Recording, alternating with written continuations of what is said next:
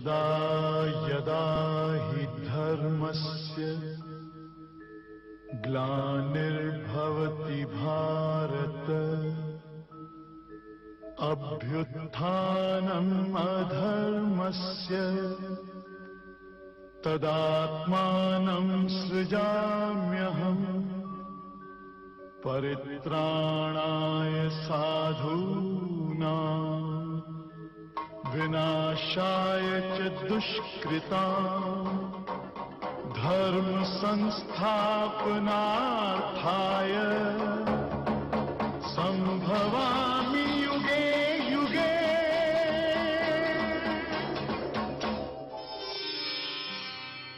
नमस्कार दर्शकों, जीवन सार गीता आज के कार्यक्रम में आपका स्वागत है।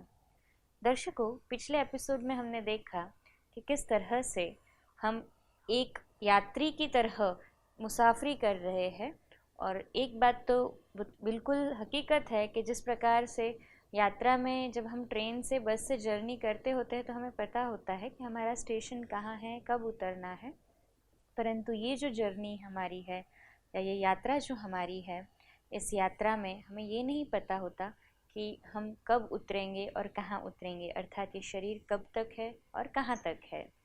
पर ये बात हमने जानी कि यदि हम इससे साक्षी हो जाए, अर्थात इसमें अगर मोह नहीं है शरीर में, तो शरीर छूटेगा तो भी ये तो ज्ञान आ जाता है कि मैं आत्मा हूँ, आत्मा अजर अमर अविनाशी है, न मेरी मृत्यु होगी न ही मेरे जो देह के संबंधी है, देह भले मृत्यु को पाता है, देह भले छूट जाता है, परंतु आत्मा अविनाशी है। ऐसे ही अन्य प्रश्नों के साथ आज फिर से हमारे सामने हैं ब्रह्मा कुमारी शिवमणि बहन जी। बहन जी, आपका बहुत बहुत स्वागत है। नमस्कार। ओम शांति। ओम शांति। ये तो देखा कि एक यात्रा है, यात्रा में एक बार हम उतर जाते हैं तो पता है अब उतरे रहना है, अभी वापस चढ़ना नहीं है। परंतु जो जीवन की यात्रा की हम बात कर रहे हैं, ये यात्रा उस यात्रा से थोड़ी अलग हो जाती है, क्योंकि यहाँ पर हम उतरते हैं, माना एक शरीर छूटता है तो दूसरा भी लेना है। जैसे वो जर्नी में अगर कोई इंटरलिंक्ड ट्रेन है तो ठीक, नहीं तो कोई इंटरलिंकिंग नहीं है तो हम अपने स्थान पर आ गए तो हम निश्चिंत हो जाते हैं। पर ये जो यात्रा है ये तो कंटिन्यूस चलते ही रहती है, अर्थात एक बार शरीर लेना है, फिर छोड़ना है, फिर लेना है। तो इस यात्रा में शोक, डर, भय किस काम का? यहाँ पर हम जो गीता में भगवान हमें बहुत सुंदर रूप से ये समझा रहे हैं कि हमें जब शरीर छोड़ना ही है वो भी निश्चित है, और हमें दूसरा शरीर धारण करना भी है वो भी निश्चित है। अर्थात ये जो आत्मा है, आत्मा अविनाशी है, उसका कभी विनाश हो ही नहीं सकता। जब ये सत्य को जान जाएंगे तो हमारे जीवन का सबसे पहला जो शोक है उससे हम मुक्त हो जाएंगे। लेकिन ये जो अवस्था है, इसके बीच की अवस्था, अर्थात हम यात्रा कर रहे हैं, बीच में किसी के साथ हमारा ज्यादा लगाव हो जाता है तो हमें क्या होता है, स्टेशन पर उतरते समय या दूसरे को उतरते देखते समय थोड़ा सा दर्द महसूस होता है।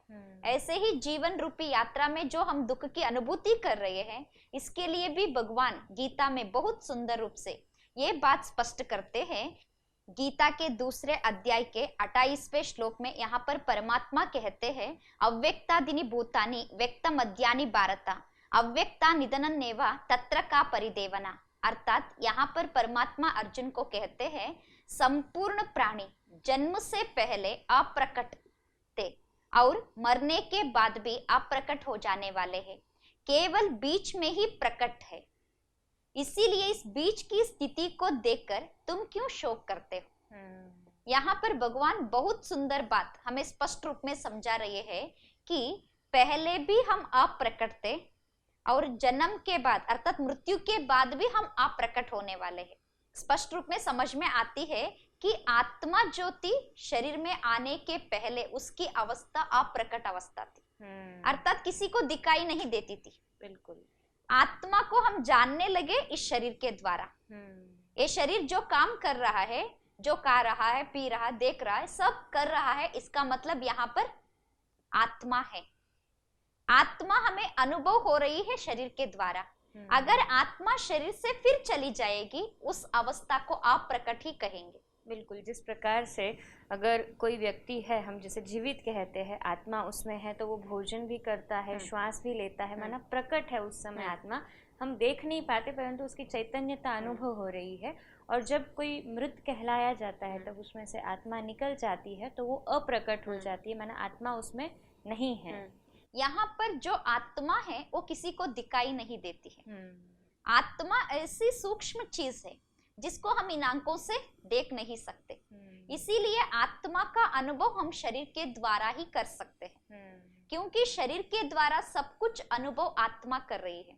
क्योंकि हम ये भी जान चुके हैं कि हम शरीर नहीं, इस शरीर में एक चेतन शक्ति आत्मा हम है। जब हम आत्मा है तो स्वयं का अनुभव करने लगेंगे तो हमें ये दो अवस्था का भी अनुभव होगा। जब शरीर में है तो प्रकट अवस्था, जब शरीर से चले जाएंगे तो हमारी अवस्था अप्रकट अवस्था होती है। लेकिन हम अकेले ही नहीं, दुनिया में जितने भी आत्माएं थे, जितने भी आत्माएं हैं, सब पहले अप्रकट थे। अर्थात हम इस सृष्टि पर आने के पहले जब भगवान के साथ उस मुक्ति धाम में रहते थे, ब्रह्मांड में रहते थे, तब हमारी अवस्था को अप्रकट अवस्था कहा जाता था। सभी आत्माएं वहां अप्रकट स्थिति में थे। बाद में जब इस सृष्टि नाटक में पार्ट बजाने के लिए इस शरीर रूपी ड्रेस को धारण करके हम लोग यहाँ पर पार्ट बजाने आए, तो हम लोग प्रकट अवस्था में आए। तो उस प्रकट अवस्था को देखकर स्वयं को आत्मा जानते हुए भी आत्मा का ज्ञान ना होने के कारण व्यक्ति स्वयं को देह समझने लगता है। तो इस प्रकट अवस्था में हम एक दूसरे से मोहित हो जाते हैं।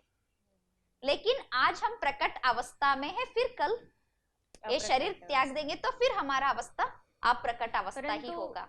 अप्रकट इस शरीर में है, दूसरे शरीर में तो प्रकट होगा ना उस समय। फिर भी शरीर के द्वारा ही आत्मा प्रकट होती है, शरीर छोड़ के जाती है। जैसे कि हम देखते हैं बहुत ऐसे इंसिडेंट्स होते हैं कि व्यक्ति मरते समय जब उनका अंतिम समय आ जाता है तो डॉक्टर भी बोलते हैं अभी इनका एंडिंग टाइम आ गया है, इनको कोई बचा नहीं सकते।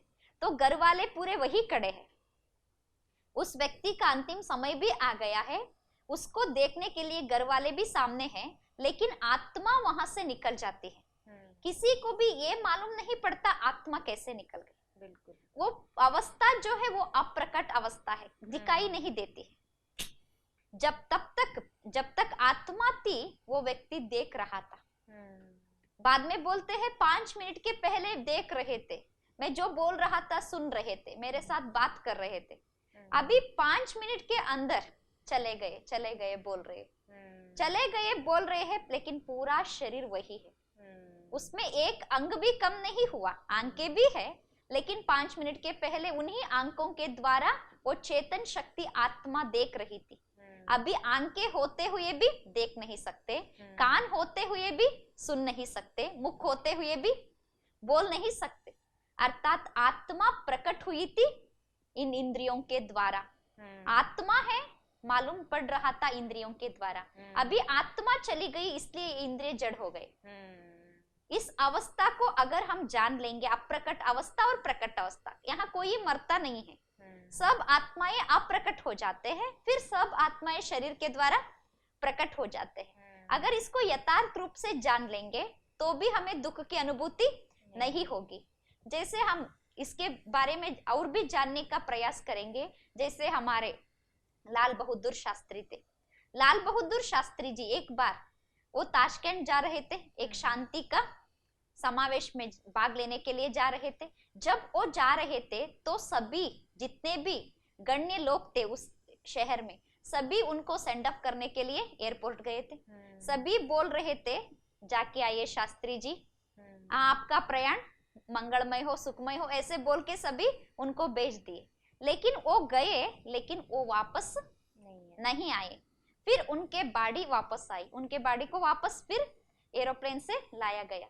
जब उसके बॉडी वापस आई तभी वो सभी वीआईपी जितने भी उनको भेजने के लिए गए थे सभी तब भी एयरपोर्ट में है, लेकिन एक भी ये नहीं बोल रहा है आइए शास्त्री जी। बिल्कुल, मतलब जब तक उस शरीर में आत्मा थी तो नाम भी, या यूँ कहो कि रिस्पेक्ट जो था वो आत्मा का ही था। जैसे ही आत्मा निकल गई तो वो जो उसके प्रति जो भावना थी या यूँ कहे कि जो उसके प्रति आदर था वो भी कहीं ना कहीं आत्मा से ही जुड़ा हुआ था। जो आत्मा निकल गई तो शरीर के लिए वो आदर या वो आगमन का भाव नहीं रहा। बाद में जब उस शरीर को वापस लेके आए तो वहां उस शरीर को देखकर कोई ये नहीं बोल रहे हैं कि वापस आ गए, तो शास्त्री जी ऐसे कहे कि कोई उससे बात नहीं कर रहा था, क्योंकि अभी वो चेतन शक्ति आत्मा उस देह में नहीं थी। तो उसी दिन पेपर में भी आ गया, शास्त्री जी चले गए, शास्त्री जी का देहांत हो गया। यहाँ पर शास्त्री जी चले गए, पेपर में आया चले गए, मतलब वो देह तो वहीं पर है। चले गए मतलब गया क्या? आत्मा ही चले गई, शरीर तो वहीं। हम ही यूज कर रहे हैं वो शब्द चले गए, परंतु उसकी जो हम यूज कर रहे हैं, इस्तेमाल कर रहे हैं ग्रामेटिकल वे में भी बिल्कुल सही है, परंतु उसकी अनुभूति या महसूसता नहीं थी हमें। ये कभी हमने उसको ध्यान से सोचा ही नहीं कि चले गए तो ये शरीर तो यहाँ पड़ा है, मना शास्त्री जी तो कोई और थे। हाँ, शास्त्री जी हम अभी तक किसको कहते थे? उस देह को नहीं कहते थे, उस देह में जो चेतन शक्ति आत्मा थी उसको कहते थे। वही आत्मा अभी तक शास्त्री के रूप में इस देह में काम कर रही थी, तब उसकी प्रकट अवस्था थी। अभी वही आत्मा इस देह से बाहर निकल गई तो उसको अप्रकट अवस्था कहते हैं। अर्थात ये जड़ देह तो जड़ हो गया, लेकिन आत्मा अभी भी है, सिर्फ गई है, तो उस अवस्था को हम अप्रकट अवस्था कहते हैं। तो फिर दोबारा वो और एक शरीर के द्वारा प्रकट हो जाएगी। तो इस बीच की अवस्था में हमें शोक करने की जरूरत नहीं है। बिल्कुल। तो जो आज दिन तक हम सोच रहे थे कि शरीर गया तो वो शरीर ही गया है, और पर ये जाना हमने कि शरीर की मृत्यु हो रही है, आत्मा की नहीं हो रही है।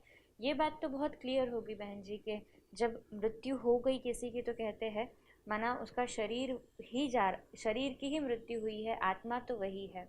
पर जो रिस्पेक्ट था, हम वो शरीर को देख के ही तो रिस्पेक्ट दे रहे थे।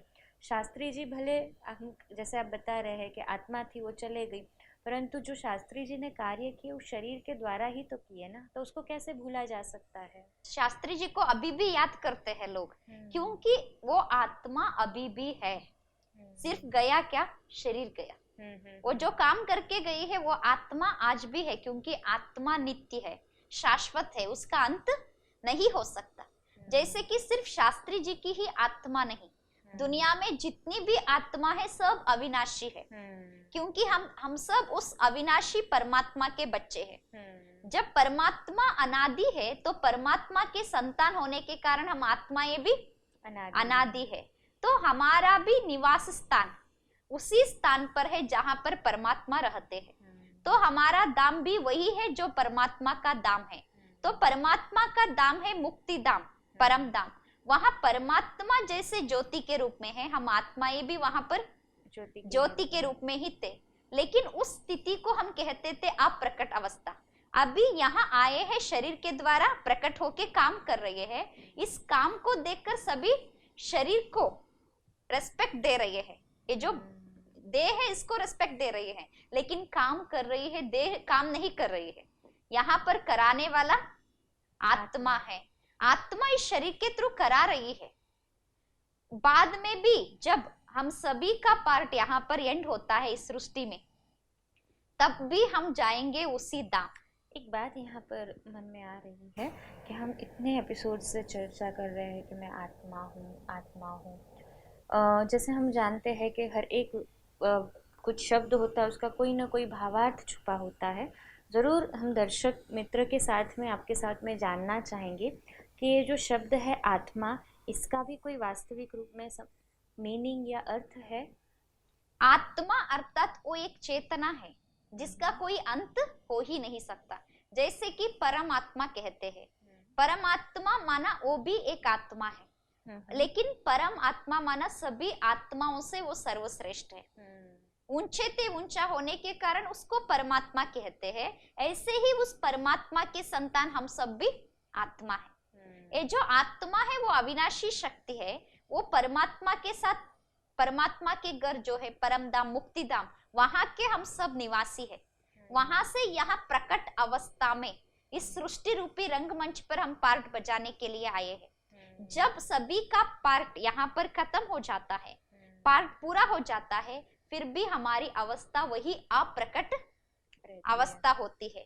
जब हम शरीर में आते हैं तो इस शरीर में भ्रू मध्य में आत्मा विराजमान होके इतना बड़ा देह को चलाती है, लेकिन इतना बड़ा देह सबको दिखाई देता है, लेकिन वो जो आत्मा ये भ्रू मध्य में बैठी है वो किसी को भी दिखाई नहीं देती है, क्योंकि वो ऐसी सूक्ष्म शक्ति है जो इन आंखों से उसको देख नहीं सकते।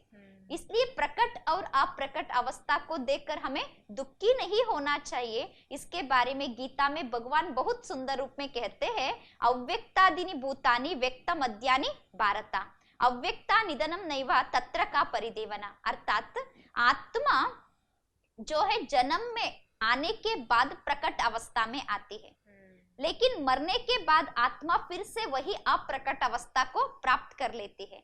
ये जो बीच का अवस्था है प्रकट अवस्था, इस प्रकट अवस्था को देखकर हमें कभी भी शोक नहीं करना चाहिए। बिल्कुल, मना जो हम आज दिन तक शरीर को देख करके डर रहे थे कि ये मर जाएगा या मेरे से दूर हो जाएगा, उस भय को हमें अपने आप में से निकालना है। बहुत सुंदर बात आज आपने कही, आपका बहुत बहुत धन्यवाद है। ओम शांति। ओम शांति। दर्शकों, आज हमने जाना कि आत्मा जब तक इस शरीर में नहीं थी तब तक अप्रकट थी, परंतु जैसे ही हम जन्म ले लेते हैं अर्थात प्रकट अवस्था में आ जाते हैं तो मृत्यु तक वही आत्मा इस शरीर में शरीर को चैतन्यता देती है, और वही जो समय है उसे कहते हैं आत्मा की प्रकट अवस्था। जैसे ही शरीर का अंत हो जाता है आत्मा पुनः अप्रकट हो जाती है, फिर से अप्रकट हो जाती है, और इसी को हम कहते हैं, इसी यात्रा को हम कहते हैं जीवन। इसलिए कहा जीवन का सार गीता। ऐसे भी बहुत सारी बार हम जान चुके तो थे कि मैं आत्मा हूँ, पर आज उसके गहराई में जाकर हम अनुभव कर पा रहे हैं कि आत्मा का रूप क्या है। अर्थात बहन जी ने बहुत अच्छे से बताया कि आत्मा का स्थान भी शरीर में मस्तक के बीच में भ्रुकुटी के मध्य में है।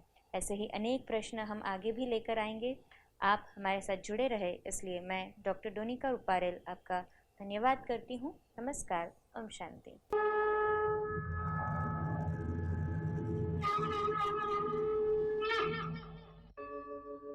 यदा यदा हि धर्मस्य ग्लानिर्भवति भारत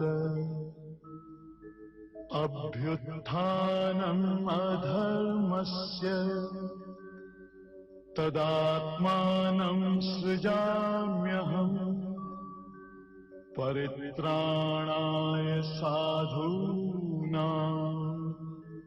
विनाशाय च दुष्कृतां धर्म संस्थापनार्थाय संभवामि